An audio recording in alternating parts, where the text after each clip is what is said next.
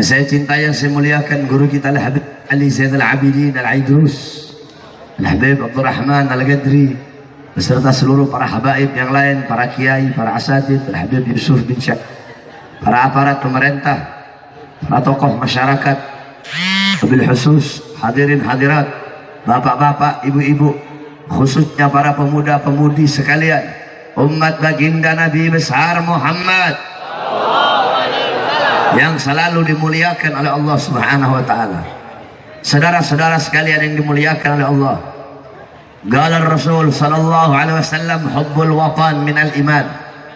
Nabi Muhammad sallallahu alaihi wasallam bersabda, cinta tanah air sebagian daripada iman. Betul? Berarti kalau ada orang yang menyia-nyiakan tanah airnya, kalau ada orang yang tidak mencintai tanah airnya, ada orang yang mengaku Indonesia tapi tidak mencintai Indonesianya, berarti bohong, berarti itu orang tidak punya iman kepada Allah Subhanahu wa taala. Saudara-saudara, kita duduk pada malam hari yang mulia ini dalam rangka menyambut 17 Agustus, yaitu kemerdekaan Negara Kesatuan Republik Indonesia. Saudara-saudara, Indonesia merdeka berkat perjuangan para ulama, berkat perjuangan para habaib, berkat perjuangan para kiai, berkat perjuangan para santri, berkat perjuangan para pahlawan. Perjuangan mereka lah yang menjadi sebab, yang menjadi awal bagi terbukanya pintu gerbang kemerdekaan Indonesia. Saudara-saudara sekalian yang dimuliakan oleh Allah, waktu itu belum ada tentara, waktu itu belum ada polisi, belum ada Indonesia, belum ada negara, belum ada pemerintahan, belum ada anggota dewan, belum ada presiden. Yang ada para ulama, para santri, pondok-pondok pesantren, majelis-majelis taklim, majelis-majelis ilmu, para kiai, para ulama, para santri. Mereka berjuang, mereka bersatu untuk mengusir para penjajah dari tanah Indonesia. Saudara-saudara, ulama dan santri terdahulu, malam mereka pegang pulpen, malam basah diri mereka dengan air mata kerinduan kepada Allah. Itu malam mereka megang pulpen, malam mereka megang pena, malam mereka megang kitab, malam basah dengan air mata kerinduan kepada Allah. Siang mereka tidak pegang kitab, siang mereka tidak megang pena, siang mereka bukan basah dengan air mata, siang mereka memegang pedang, bersimbah darah, mengorbankan jiwa dan nyawa demi kemerdekaan Republik Indonesia. Saudara-saudara, oleh karena lihat para santri-santri kita, para santri, tanamkan dalam diri kita jiwa-jiwa dan ruh para santri-santri dan ulama, para pejuang-pejuang terdahulu. Saudara-saudara, sekarang memang betul Indonesia telah merdeka. Kita telah merdeka dari Jepang, kita telah merdeka dari Belanda, kita telah merdeka dari penjajah, tapi kita belum merdeka dari 9 naga. Betul?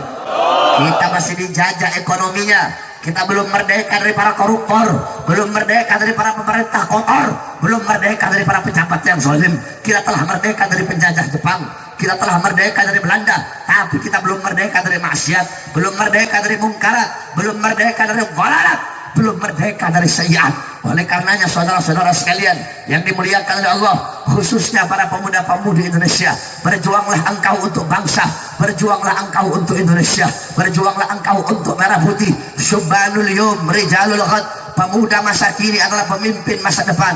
Engkau adalah ujung harapan bangsa, engkau ujung tombak bangsa, engkau adalah benteng bangsa Indonesia. Baik buruknya bangsa, baik bagusnya Indonesia, rusak atau bagusnya Indonesia ke depan, berada di tangan kalian. Kalau anak-anak mudanya baik, taat, patuh, tunduk kepada Allah, Indonesia kita akan baik, akan mendapatkan pemimpin yang baik, dan agama akan dipegang oleh orang-orang yang baik. Tapi kalau anak-anak mudanya rusak, anak-anak mudanya melacur, anak-anak mudanya narkoba, anak-anak mudanya mabok-mabokan, maka besok Indonesia kita akan rusak, besok bangsa kita akan rusak, dan negara kita akan rusak. Oleh karenanya, wahai para pemuda-pemudi Islam, wahai para santri-santri, merdekakan Indonesia dari para pejuang-pejabat, dari para pemerintah-pemerintah yang kotor, dari para pejabat-pejabat yang zalim. Saudara-saudara, para pahlawan zaman dahulu, mereka mengorbankan jiwa dan nyawa untuk memerdekakan bangsa. Kalau pejabat-pejabat sekarang, mereka mengorbankan bangsa, mengorbankan negara, mengorbankan rakyat demi kepentingan perut dan partainya, betul? Pahlawan zaman dulu mereka mengorbankan jiwa, nyawa, darah, harta untuk memerdekakan bangsa. Pejabat-pejabat sekarang mereka bukan berkorban untuk negara, tetapi negara yang mereka korbankan untuk urusan perutnya. Bangsa yang jadi korban, rakyat yang jadi korban, Indonesia yang jadi korban. Mereka hidup senang, mereka hidup kenyang, rakyat mati kelaparan, rakyat susah, rakyat menderita. Oleh karenanya, wahai para pemuda-pemudi Indonesia, sekarang bukan saatnya bagi kalian untuk bermain-main, bukan saatnya bagi kalian untuk bercanda-bercanda. Sekarang saatnya bagi kita untuk bangkit. Kenapa? Karena kalian satu-satunya, kita para santri, para pemuda-pemudi Islam yang tidak bisa dijual, tidak bisa dibeli oleh orang-orang Cina, tidak bisa dibeli oleh orang-orang komunis, tidak bisa dibeli, tidak bisa disokok oleh para taipan-taipan. Presiden bisa mereka beli. Bagi orang-orang yang ingin merampok harta rakyat, bagi orang-orang yang ingin merusak Indonesia, presiden bisa dibeli, tentara bisa mereka beli, polisi bisa mereka beli, menteri bisa mereka beli. Tetapi mereka lupa, mereka lalai bahwasanya di tanah Indonesia masih tegak berdiri kami para pemuda-pemudi Islam, kami para santri-santri. Demi Allah, kami bersumpah demi Indonesia, selama kami masih tegak berdiri di tanah Indonesia, kami bernafas di tanah Indonesia, maka selama itu juga kami tidak akan pernah bisa dibeli sampai hari kiamat. Yang hak kita sampaikan hak, betul? Yang benar kita sampaikan benar, betul? Oleh karenanya sampaikan kebenaran. Afdalul jihad kalimatu haqqin wa fi riwayah kalimatu adlin inda sultanin jahil. Jihad yang paling utama, jihad yang paling bagus, jihad yang paling baik adalah menyampaikan kebenaran kepada para pejabat-pejabat yang zalim. Oleh karenanya wahai para pemuda-pemudi Islam, jangan pernah engkau takut, bersatu, berkorban untuk Indonesia ke depan, agar besok 2019 kita mendapatkan pemimpin yang baik, pemimpin yang adil, pemimpin yang amanah. Berjuanglah, merdekakanlah Indonesia. Wahai Indonesiaku, wahai para pahlawanku yang telah berjuang untuk Indonesia, wahai Bung Karno, hai Bung Karno, hai Bung Hatta, dengarkan kami rakyatmu. Wahai Bung Karno, wahai Bung Hatta, wahai Jenderal Sudirman, wahai Kapten Patimura, wahai para pahlawan-pahlawan Indonesia, kalian berjuang untuk bangsa, kalian mengorbankan jiwa kalian untuk merdekanya Indonesia. Tetapi coba kalian lihat pejabat-pejabat sekarang, bukankah kalian berkata bahwasanya kalian titip ini negara, kalian titip ini negeri, kalian titip ini bangsa kepada mereka, tetapi mereka yang kalian berikan amanah, mereka khianat. Wahai Bung Karno, dengarkan suara kami rakyatmu yang dalam kuburmu. Wahai Bung Karno, engkau punya anak Megawati. Bung Karno, dia berkata bahwasanya dia tidak butuh kepada Islam, dia selalu menyerang Islam, dia ingin memenjarakan para ulama. Wahai Bung Karno, dengarlah suara kami rakyatmu, suara rakyat, suara Indonesia, suara merah putih. Wahai para pahlawan, pejabat-pejabat sekarang, mereka hidup tenang, hidup nyenyak, hidup senang. Mereka tidur di atas kasur-kasur tinggi bagaikan kaisar, mobil mereka mewah, rumah mereka besar. Padahal kalian berjuang mati-matian, kalian berdarah, kalian berkeringat untuk bangsa dan negara. Tetapi coba kalian lihat, mereka orang-orang yang mengaku sebagai penerus kalian, mereka pejabat-pejabat sekarang, mereka biarkan rakyat kelaparan, mereka biarkan rakyat mereka pengangguran, tenaga kerja mereka impor dari asing, utang semakin banyak, mereka jual bangsa, mereka jual rakyat, mereka jual aset-aset negara, mereka jual kekayaan alam Indonesia. Wahai Indonesiaku, wahai merah putihku, demi Allah, bebaskanlah dirimu, wahai merah putih. Bebaskanlah dirimu dari maksiat, dari mungkarat, dari para koruptor, dari para pejabat-pejabat yang zalim. Wahai Garudaku, merdekakanlah dirimu, bebaskan dirimu dari cengkraman sang naga. Wahai Garuda, terbanglah engkau meninggi di tempat yang tinggi, tunjukkan keperkasaanmu. Wahai Garuda, engkau dibuat oleh Sultan Syarif Hamid Al-Qadri sebagai lambang keperkasaan, sebagai lambang kekuatan, sebagai lambang yang tinggi Misalnya Indonesia lambang Garuda yang bikin Sultan Hamid Al-Qadri sebagai bapak beliau adalah orang soleh, cucunya ulama. Kenapa dibikin lambang Garuda? Sebagai bukti akan ketinggian Indonesia, keperkasaan Indonesia, kekuatan Indonesia. Sekarang Garuda telah dibeli oleh siapa? Oleh sang naga. Garuda dicengkram oleh sang naga. Oleh karenanya kita, pemuda-pemudi Islam, harus kita bebaskan Garuda kita, Indonesia kita, merah putih kita dari para taipan-taipan kotor yang bisa memberi aparat-aparat pemerintah. Wahai merah putihku, wahai merah putihku, kami anak-anak bangsa, malam hari ini kami merayakan 17 Agustus. Kami bersumpah, kami Allah, selamat. Darah kami masih merah, tulang kami masih putih, merah putih. Maka selama itu juga kami akan terus berjuang, mengorbankan jiwa dan nyawa kami untuk bangsa dan rakyat Indonesia.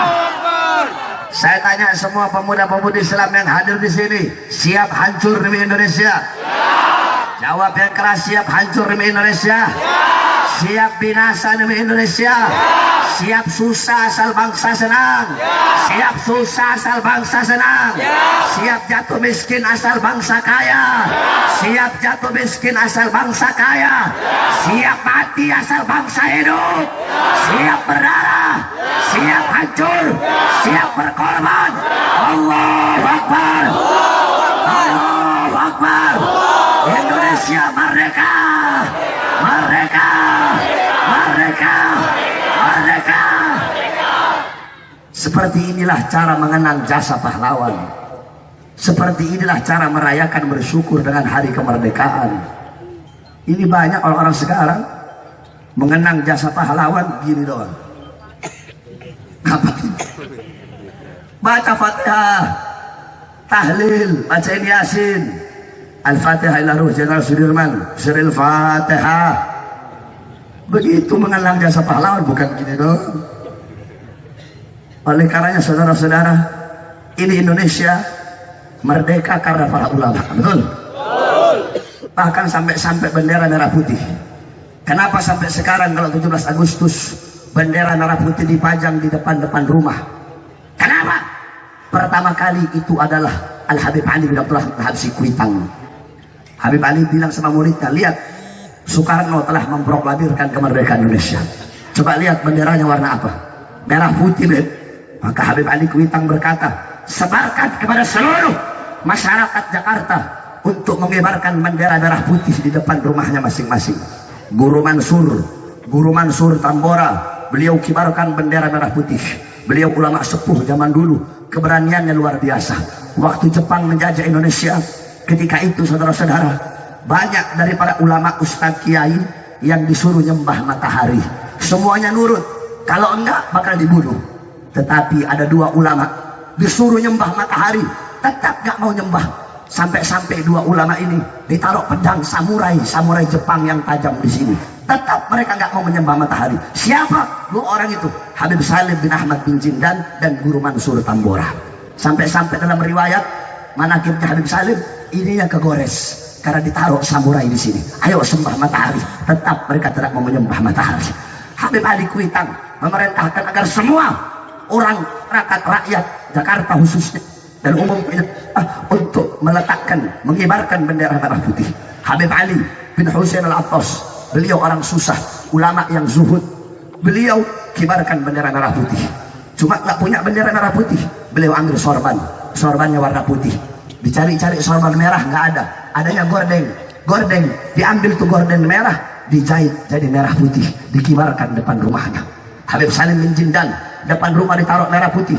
Datang orang tanya, Habib, ngapain kok taruh bendera merah putih? Udah, kamu jangan banyak tanya, ikut pakai taruh bikin bendera merah putih depan rumah kamu.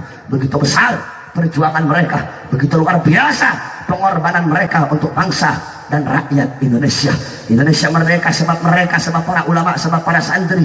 Tetapi sekarang mereka para pejabat-pejabat zalim, pejabat-pejabat kotor yang merasakan menghirup kemerdekaan dengan sebab perjuangan para ulama, justru mereka menangkap para ulama, menghinakan para ulama.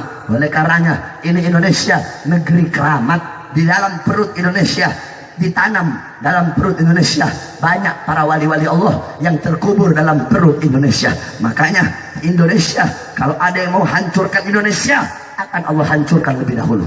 Ada yang macam-macam sama Indonesia, akan Allah hinakan dia lebih dahulu. Mudah-mudahan Allah jadikan Indonesia negara yang baik. Allah berikan pemimpin yang baik, pemimpin yang adil. Amin amin ya rabbal alamin.